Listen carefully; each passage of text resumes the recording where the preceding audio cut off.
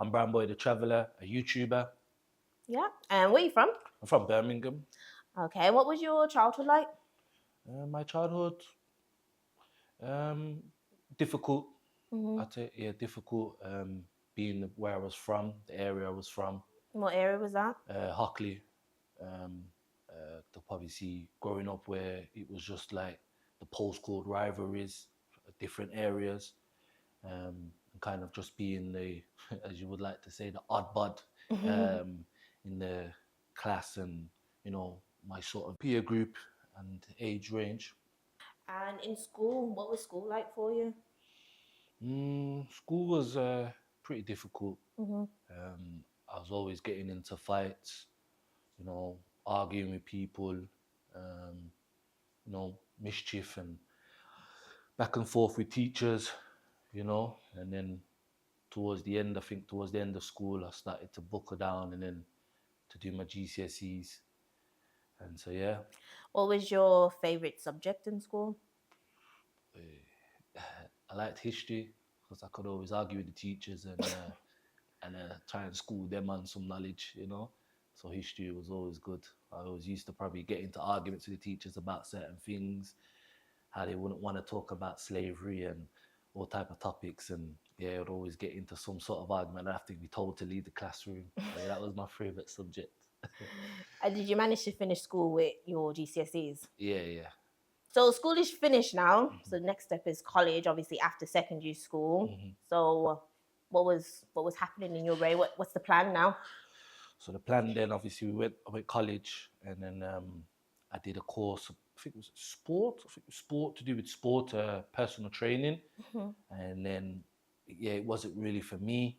And then obviously that time everybody was going to university, but I wasn't really academic enough to go to university. So then it was kind of like, well, what do I do? Um, and then I picked up. Well, I was before that I was already doing boxing because I was a boxer Mhm. for, from the age of 15. So them times I was boxing, fighting at a high level. So I just picked up that and did that full time. So yeah, that was it really. I didn't go into any university. I was just So mainly you were more on my just training. boxing at the time. Yeah, I was boxing at the time. So with your boxing, Mhm. how did that go for you? That went pretty well, really. I started pretty late in boxing at the age of 15, Mhm. where many people had started when they were 10, 11. And from there, I picked up two national titles. I fought for England, and then yeah, so that was pretty good. Boxing all up and down the country. So yeah, I enjoyed it. Kept me motivated, Mhm. focused. Kept me on the straight and narrow for the most of my teen years growing up. So when did you stop boxing? I stopped boxing 22 in lockdown. In 2020. Yeah, in 2020. Would you say that was the time that you started to struggle with your mental health? Absolutely, yeah, a lot really. I think I had no guidance. I think boxing taught me discipline. Getting up at 5 a.m. in the morning, running, training 4 times a day at a high pace. So yeah, I was kind of lost. What do I do? Where do I go now? Suffering from a lot of anxiety, a lot of dark thoughts. Mhm. Um, and I think you know it was only till after that boxing really did save me from going down the road of crime, going down the road of being in jail, all that type Mhm. of negative lifestyle. But What was a major event that happened when you realized you needed to do something about your mental health? I think it was the time when I had a severe panic attack, and then I realized, okay, like enough's enough. I need to kind of do something about it. Explain to the viewers what's a panic attack. What does it involve? A panic attack is basically just thinking something's gonna happen, but it really isn't. It's Mhm. just in your mind, and you're worried, and then obviously your heart's just pounding and pounding away, and you can't stop your breathing, and you're just out of control. Basically, having no control of your body, really. Okay. Yeah, Do you want to tell us about that experience? Tell us about that day when the panic that attack day, happened. I think I was just having some intrusive thoughts in my mind, and I remember just like it was late at night. It'd always be at night, but this one particular day I couldn't handle it no more, and it was really kind of like bad. I was really panicking, thinking that I'm gonna have to kind of call 999, and Yeah. that was like I've never ever had to call an ambulance, and that was like making it even more worrying. That that panic, and I think that day was really bad. I had to go outside, to take some fresh air, and then eventually I kind of had to kind of say I gotta leave here now. Yeah. So did you seek professional help after that? I did, but I didn't think it was ever working. I Mm-hmm. felt like there was more for me to find in life. I felt like there was something more help out there that I needed to do for myself. Yeah. I didn't think no doctor or no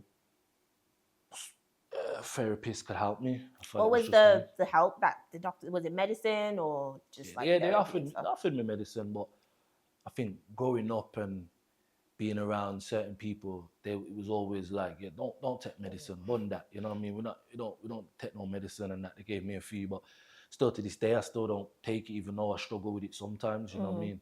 I don't take it. I was always against taking medication. Yeah. So after the panic attacks and you realize, okay, this is a problem, because I'm assuming that's anxiety, isn't Yeah, it? yeah, exactly. And so you said, I'm going to seek help for myself. Mhm. Brambo the Traveler now. Mhm. How was he born? How was he born? After that day, going through that panic attack and just being so down, I was like, yo, I'm booking a one-way ticket. Mm-hmm. One-way ticket. Bought a camera, went down to Curry's, picked up one camera, and Did yeah, you just know what camera it was? it was my GoPro, Oh, okay. a little small camera. Yeah. I picked that, bought my ticket, and I said, I'm out of here. I was tired of being here in Birmingham. Thought there was nothing here. You know, I'd gone through a lot here. It was just a really dark place being here in Birmingham. Mm-hmm. You know what I mean? And when I booked my flight, I never forget when I was on that plane, and I just kind of just like a little tears and said to myself, yo, I'm free now. I'm free. I'm on that plane. I'm out of here. I'm out of all of that trauma. Mm-hmm. I'm out. I'm gone. On a one-way ticket. What was the deciding factor on whereabouts you wanted to travel? Like what that first flight? Yeah. What said, yeah, I'm going to that country? I think the first country I went to was Pakistan. And yeah, it was a bit different. Obviously, I've grown up around the area that I'm in, of people from Pakistani heritage. So I kind of wanted to go there and see what it was all about, see what the life like over there. And obviously, I had some family members that was living over in Kashmir, so I kind of wanted to go over there and get a different surrounding. Do you know what I mean? So Okay. that was the place that I wanted to book and go. So before you went, did you have any startup income, and did you do any research, or you just thought, nah, Nah, I'm just just going? booked the ticket and just went. Just booked it. Went on Skyscanner, got my phone, and I booked it and just went. Okay. And so how was your experience anyway in Pakistan? What was that like? That was amazing, man. People I was blown away how much love I was getting over there. Um, I was blown away how many people thought I was from Pakistan. You know what I mean? And I put like the local outfit on over Yeah, there, the yeah. attire. Like everybody was talking to me in Urdu, in their language. But how they treated me was amazing. Sometimes I'd go around and walk on the street, and people would be like, "Oh, come into mine. Let's have some tea, chai, because they have chai over Yeah. there. Have some biscuits." And it was just the hospitality. Like people just, coming from a big city, you don't get that. So it was kind of blown away how people were just inviting me in, cooking me food. I had so many rotis, so many curries, I couldn't even explain to you, man. Do you know what I mean? But everyone showed me love over there. That's good. So like when you're in Pakistan and you're like, okay, I like it. I like this experience. In your head, are you saying, I'm doing this now? Yeah, I was like, yeah, I'm doing this now. I was just like, yo, this is for me. I went out in there and I recorded my first video. Obviously, I was in my family's house over there. They had like a big mansion, so I put that and I was recording that, and then the views started to go up. Then I was like, oh, okay, then I might as well stick at this, see where it takes me, and then it went from one video to another video, and then I kind of got into my passion of what I wanted to record. That's where it started to come. What I like to record, I found out what I wanted to record and what I didn't want to record. Yeah.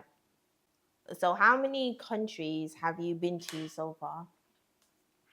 I've been to 47 countries. I didn't think the number was that high. I'm not gonna lie to you. You didn't believe that? You think No, it was I thought lower? he was gonna say like 10 Oh. or something like that. Now I'm on a mission to get to 100 countries, you know. Okay. What's can you remember all of the countries? Or give us your my top favorite. Yeah. Okay. Wow. Pakistan, Mm-hmm. Afghanistan. I liked Congo. I like Bali. Love Bali. Obviously, I love Jamaica. And I loved most of Kenya. I loved a lot of the East African countries because I've been to the majority of the whole of East African countries. So mostly East African countries, a bit of Asia, Thailand, Bali. Yeah, so they were kind of my favorite, really. What did you enjoy the most about Kenya? What was Kenya like? Kenya, like, I liked the beaches. The beaches there are amazing. And I liked how they got a very influence of food. You know what I mean? The food over there, like the Indian culture, chapatis. I liked all them stuff over there. So it was always the food, the beaches. Yeah, just the environment, you know what I mean? It's just so nice and people there are nice, you know? So that was the main thing. The people, the food. They're the three main things I always look for when I'm traveling, you know, because I've been to some places where I've been traveling and the food's been terrible, and that's really turned my experience off, you know what I mean? What country was that? Do you remember? I'm sure you can remember the country where the food was I can dead. pull it out like that, but I'd say Ethiopia. Ethiopia. Yeah. They eat raw meat. They eat raw meat, the bread.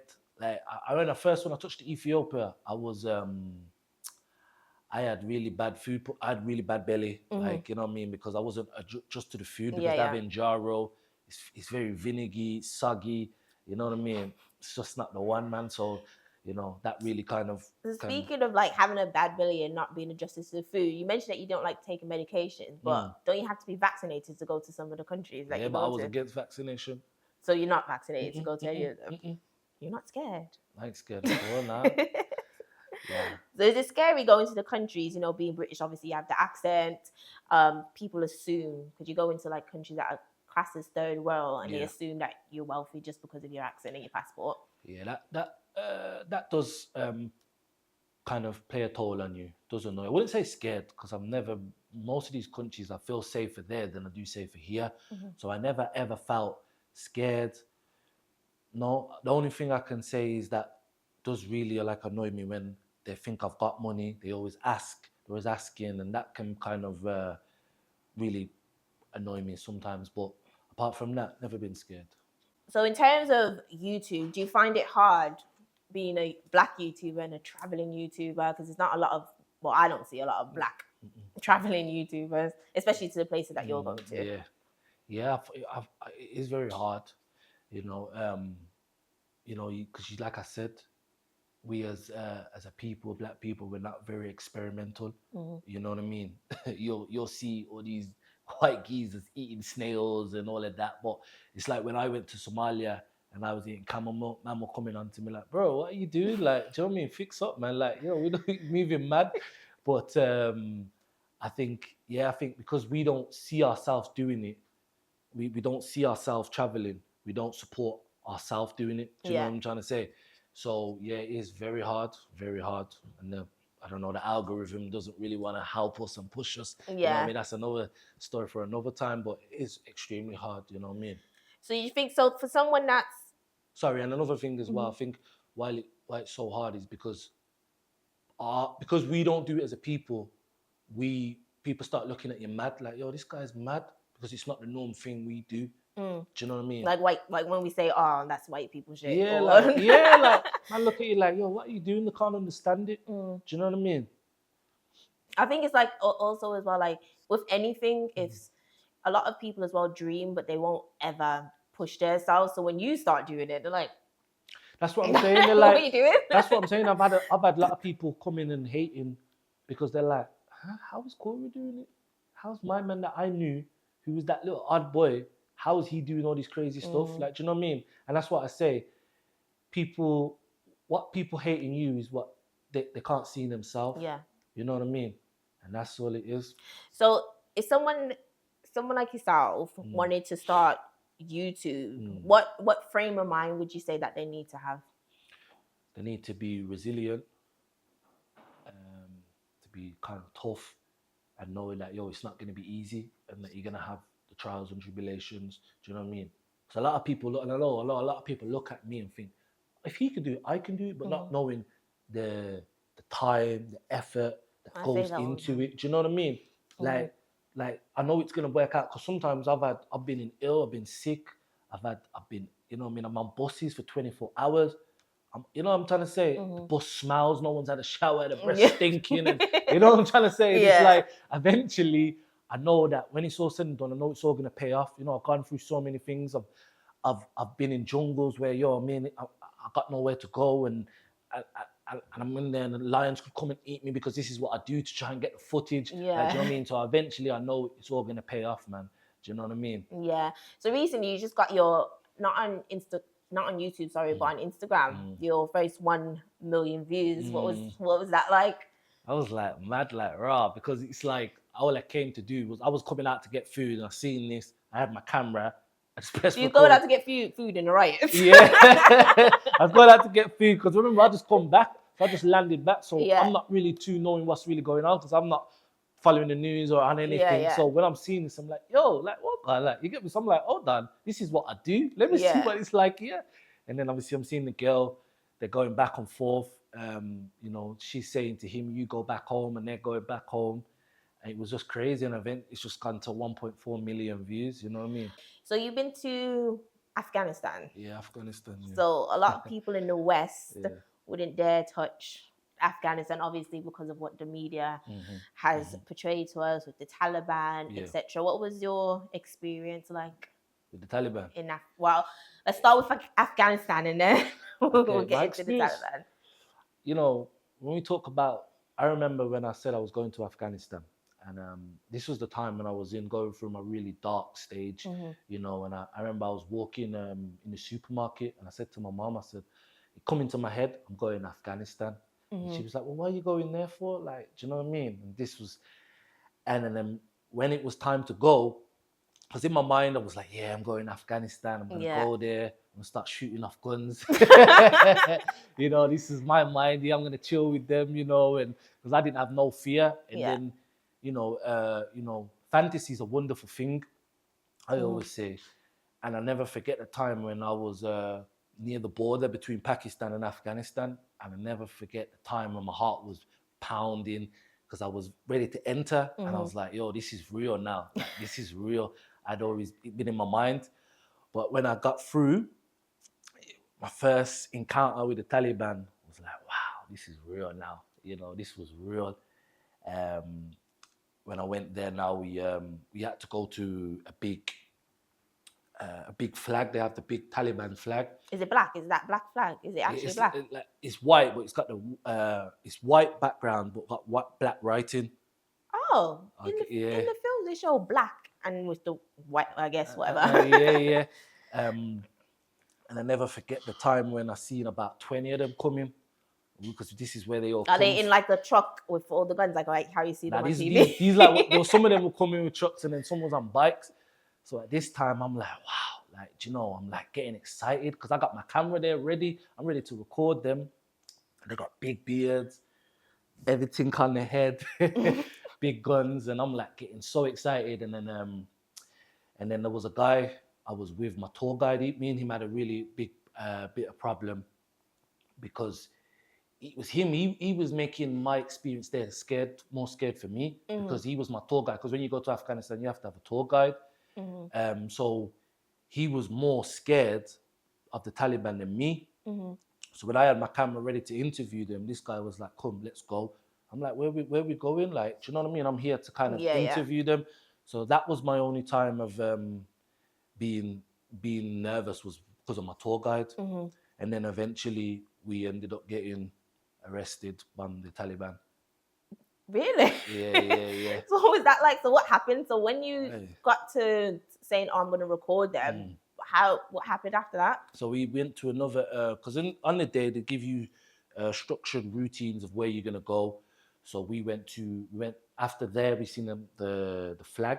We then went to went to the Blue Mosque. So as we got there now, what I was briefed that you're not allowed to speak to no women, you're not allowed to talk to no women or record any women.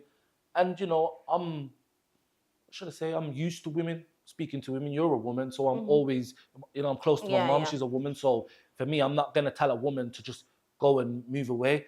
So anyway, these women had spoke to me, and as we were speaking to them, I felt my kind of shoulder go, like someone's kind of just pulling it. So obviously, being a boxer, I've turned around ready to like kind of give them like a punch or whoever it was. Mad. Like in Afghanistan, you're crazy.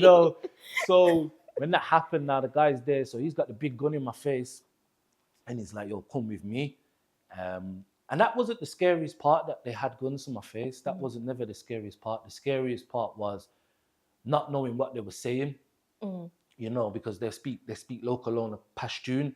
But was your tour guide with you when? Yeah. So, I was seeing them arguing. We were there for hours. They're going back and forth for hours. But before going over there, I tried to say salam alaikum, because that's the greeting word. Yeah. They weren't having none of it. We're like, don't try to come speak to us.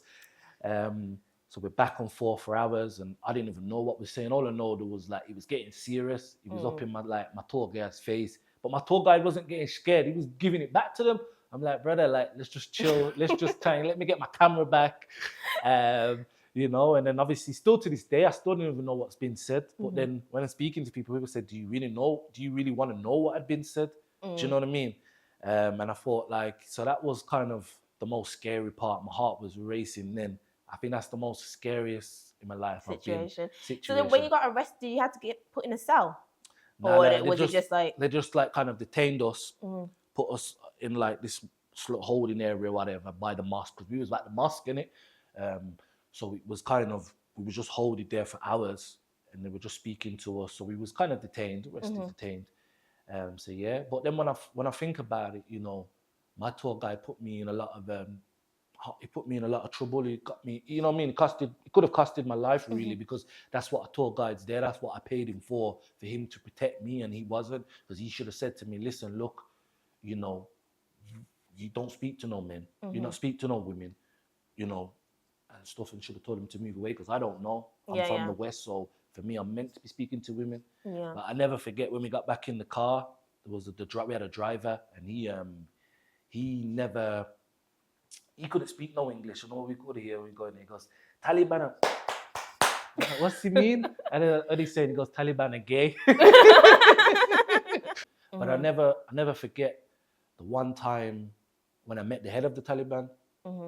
I remember there was, I remember seeing one of his right hand man, and he was looking like he could see he didn't really like me. Do you know what I mean? But you got to remember, a lot of these Taliban fighters, they suffer from PTSD as well, I know we talk about the British soldiers suffering from PTSD, but these guys have been in war for 40 years. It's going to do something to your mind. Every day, you're having to fight. So, they suffer from PTSD. So when you interviewed the Taliban, what was that? Did they answer the question? Like, were there some questions that you couldn't ask? No, I couldn't, because when you go there, you have to have the permit. So I never had permits to interview them. But when I spoke to the head of the Taliban, it was all off camera. But we had a conversation. It was just, when I spoke to him, he was just happy that the country was at peace now. Do you know what I mean? There was no longer having to fight. They was able to go and do certain things, because Kandahar was one of the most provinces that was hit, because they couldn't get control of it, the British and the Americans, because that was where it started. Do you know what I mean? So now they were just kind of relieved that we can have our law. Do you know what I mean? Because they were never bad people. Do you know what I mean? They just wanted to have their rules and their country. It's like me coming into your home and saying, now you can't put that on, you can't do this. You're gonna feel some type of way, and they just wanted their own laws, their own rules. So what was your most memorable moment while traveling? Wow. There's been a lot, really. I think most memorable had been probably when I had been gone to Congo, and I'd been with the guerrillas, in the like out there in the guerrillas with them, the live guerrillas, detained, in the jungle with them. That was one of my memories that I kind of remember, you know. What was that like? Because obviously we see them on TV and stuff, but are they like really human like? You know what? Because I think there's just so many people come and visit them. I think they're just used to it. Do you know what I mean? But you're told you're not meant to get close to them. You're meant to keep a certain amount of distance. But yeah, it was okay. There wasn't. I think they're just used to seeing so many humans and so many tourists coming. Do you know what I mean? But yeah, I think another memorable moment for me, my memorable moments have to be when I'm in danger, because that's when I get a thrill. You know, the moment that I'm in somewhere that's peaceful, a peaceful country, the moment I start cracking up, I have to be in war. Yeah. You know, I have to be in some hostile situation. So give us a hostile situation. Well, And what country was that? Of all of the most safest countries, that was Kenya, when the police were just shooting at people when they were protesting. Oh. Yeah. And you were there at that time? I was there at that time. I never forget it. So there was a protest. I'd seen it, and you know, they were protesting about the tax, and then so we're just on the street now, and I'm like recording, trying to get interviews for my channel, and then it kind of there was police there, and they was kind of outnumbered, so all of the protesters were throwing rocks. All I heard was bah bah bah bah bah. I'm just seeing man just drop, seeing people just run. Drop as in dead. Like, I don't know, got shot, man are just dragging them. And I didn't even know. I'm like, yo, do you know what I mean? And at the time, I had to tell the Kenyan police, like, yo, I'm British, I don't want no part of this. I'm not in none of this, you know what I mean? So when that's happening, I'm trying to get out. I'm like, yo, I'm getting out now. This isn't even worth it, you know? And then I kind of took shelter in this little office, you know, because they was shooting tear gas. Have you ever had tear gas? You don't want to have that, because tear gas is just not the one. I remember when it was in my throat, in my mouth. I was in the building, because remember, I'm trapped in the building. So they're just shooting it, and it's all over the street, and it's in my throat, and it's burning the eyes. I've just some big bucket of water, and I've had to put it over my head. And then kind of died down on the street because they were storming Parliament. This was the Parliament. And I never forget it. This one lad was saying to me, he was like, oh, do you want to come to Parliament? We're going to storm Parliament. And in my mind, I was like, you know what? This could be mad for the views, but I was like, no, I'm not going to do that. And lo and behold, about 20 people got shot outside Parliament. So I'm glad I never went. You know what I mean? Because anything could have happened if I was in that Parliament building. Because there's no cameras in there. Anyone could have just said, you know. So I probably wouldn't have been here today. So I'm glad I never did that. But then that was crazy, because you were just seeing the bodies on the floor. The police just left the bodies just to show people, like, this is what can happen if you keep messing about. Do you know what I mean? Well, British people have it easy. We have it easy, man. We have it easy. Little dogs and a little bit of, you know what I mean? But boy, over there, because it was even mad, because they said after 5 p.m, if anybody's on the road, they had orders, shoot to kill. So, you know what I mean? It's just mad to think how much we are allowed to have here. Do you know what I mean? Have you ever experienced any like racism when you went to different countries, or felt like you were treated differently because you were obviously still British, but still black? I wouldn't call it racism. I'd call it, when I was in Africa, though, over in Africa, they have white privilege is more over in Africa than it is here. I don't know if you would say that as racism, but I would say, obviously, I felt, yo, do you know what I mean? That they would, when he's in Africa, it's like, I don't know, I always go with the terminology that most people in Africa are suffering from post-traumatic slavery disorder. And because, you know, I'd be in some places now, and I'd be in Africa, and I remember I went into one restaurant, and I was in front, and there was like a couple behind me. The guy moved me out of the way and went to the white couple to serve them before me. So stuff like that. That was one thing that I was like, raw, do you know what I mean? That, you know, my own, you know. So yeah, that was kind of. I thought, was that weird to you though? Because obviously you think you're in Africa, you're black, you think like. Yeah, like it was a little bit weird. It was a little bit weird, because I was like, huh? Because in the mind, I was ready to like say something, but I was kind of in shock, like what I had seen. You know what I mean? And I asked him, I was like, yo, so where am I going? And he just said, yo, sit over there. Do you know what I mean? It was kind of a like you got like less hospitality than like white people. So you met Jesus. Jesus, yeah, I met Jesus.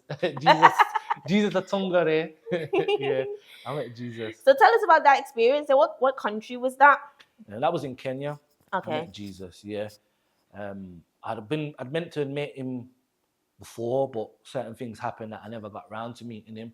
And then I finally tracked him down because, like you said, everybody's got a story. Mhm. So I wanted to hear what his story was, because this guy's got millions of people believing that he's Jesus. So I wanted to know, is this some cult or is this something real? But when I met Jesus, I was kind of taken back how humble he was, because a lot of these people that have all these cult things, they're a bit big-headed, but he wasn't big-headed, you know what I mean? He kind of showed me love, but he was So a before bit... you carry on though, because we're talking about Jesus and people are probably thinking, what are you on about? So this whole Jesus thing in Kenya, explain to the viewers what that is. Like what? Like, we're not talking about Jesus. Well, they assume that he's Jesus. I'm assuming that they assume that he's Jesus from the Bible. But what is that? Is that who he's meant to be? That's who he's meant to be. He believes he died in Middle Eastern as the white Jesus, and then came back to Kenya as the black Jesus. So that's what he believes, that he's just this Jesus, and you know what I mean. But I asked him, because I asked him, I said, yo, but if you're Jesus, then how is it that you have wife and kids? Do you know what I mean? Because it says in the Bible that you're not meant to have that, and he says, well, this is Jesus coming back again. You know what I mean? So a bit of a mad one. Okay, so when you find the tour guides and stuff, where'd you find them? I find them, sometimes I'll find them online, or I find them on Instagram, or I go and find them on the street. But knowing me, because if I want to do something, I'll go and look and do my investigation, and you know what I mean? I'm like a policeman where I go and find things and I go and find people. But most of the times I'll find them on the street, and sometimes 9 times out of 10, them tour guides have been the best ones that I've just found on the street, because you know what I mean? They know where the place is. They know they've got more of a passion, where some of these tour guides, they do it every day. They're like, or they take you to the safe places. Safe places, yeah. I don't want no safe places. I remember I had one tour guide one time, and he was he said, yeah, we're gonna do this. We're gonna do this. Was for Congo. I ripped up the piece of paper. I said, well, don't bring that tourist shit around me. Take me to where it's going off. Like that's where I want. That's where I'm alive. Do you know what I mean? I said, don't bring it around me, man. So do you think traveling the world is an eye-opener? 100%. Makes you see certain things, makes you appreciate, you know what I mean? I think I remember it's only when I came back that I started to knowing traveling's an eye-opener, because once you're in something, it becomes stale and dead, and you get ungrateful. So I think coming back and realising that, it's an eye-opener, it's taught me so much. Yeah, it's taught me a lot, really. So what do you recommend to any young person that's wanting to start traveling? I'd say just go for it. You're only young once. Just go and get yourself. You don't even have to record. Just go and book yourself a little ticket. It can be anywhere. It doesn't have to be my sort of traveling. You can go to anywhere. You can go to a Europe city. Just go out there and then go and explore. You know what I mean? Instead of just doing what your friends do. But a lot of people won't explore and go traveling because their friends won't go. And a message that I say to these people, like, yo, don't live your life for people. Live your life for you. Do you know what I mean? Because there's going to be a time when you can't travel and you can't do nothing, and you're just going to be in your bed ridden. You're going to be in your bed. You can't move. You know what I mean? So just do it while you're young. Since you've been traveling, are you in a better mental space? Yeah, 100%. I'm in a better mental space because I think I've appreciated what I have back home in England, and it's taught me how to deal with my issues, how to deal with my intrusive thoughts. Because at the time, once I'm in it, because when I was away, I was like, why am I still having these problems? Why am I still getting it? But what I was knowing that I was getting taught a lesson while I was there. I was learning how to live with my issues, because they're never going to go away, but I was just learning how to live with them. And now I'm back. I'm able to tell people my story. So it makes me realize that, I've done actually a lot. So that gives me the courage to keep going forward. So what would you say to anyone that's dealing with their mental health?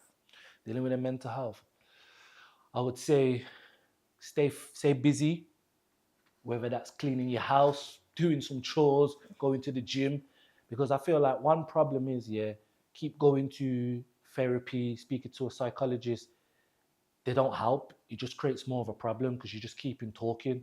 You know what I mean? So go out there, go to the gym, stay busy, stay active. That's one way I would say how to deal with your problems. Because paying all this money to a psychologist, he doesn't really care. He's only there to just talk for you for a little minute. He's not giving you a solution. He's just talking to make your problems be more. So I would just say, just go in the gym, working on you, and staying healthy. That's the main thing I can say. Realizing that no one in life is coming to save you. Not your girlfriend, not your boyfriend, not your mom, not your granny. No one's coming to save you but yourself. And I think once you realize that no one's coming to save you in life will start to be a bit more better. Because I was thinking I was waiting for a miracle to come and save me, and then until I sat there and realized in the dark room in my bedroom, and when I was in Africa, realizing no one's coming for me. I've got to just pick up myself and get up and do my own stuff. You went to Senegal, Mm-hmm. and you were able to experience what we call a plantation, or to viewers that don't know where they kept where slaves were. We're slaves, yeah. So that was Guri Island. So it's in an actual island, like you had to take a boat you had there. to take a boat there. And that was where they was going to the slave Atlantic trade to America and so on. You could, once you step in there, you could feel the vibe, man. It was there. You could feel the presence. It was there. Do you know what I mean? You could just feel it had that, and it still had on the walls. You would see the chains where they were all changed up.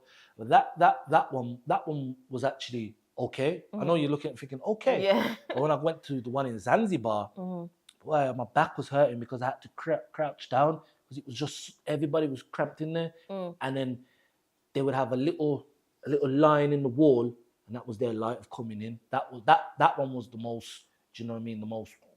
Yeah, he was thinking.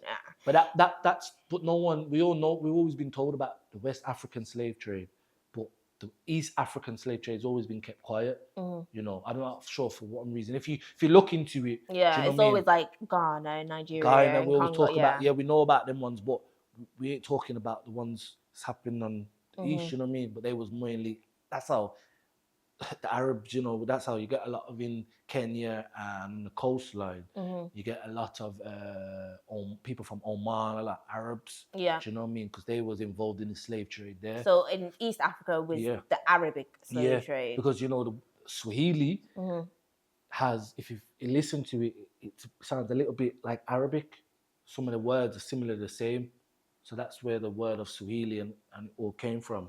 So when you went to Zanzibar, and is it like kept as a museum that you can go and see? Did they tell you any stories? Because they usually, when you go there, they tell you like stories. They told me about the stories, but to be honest, I wasn't really listening because I was just like, I was just taken back how there was all kept in there and how small it was and how cramped it was. You know what I mean?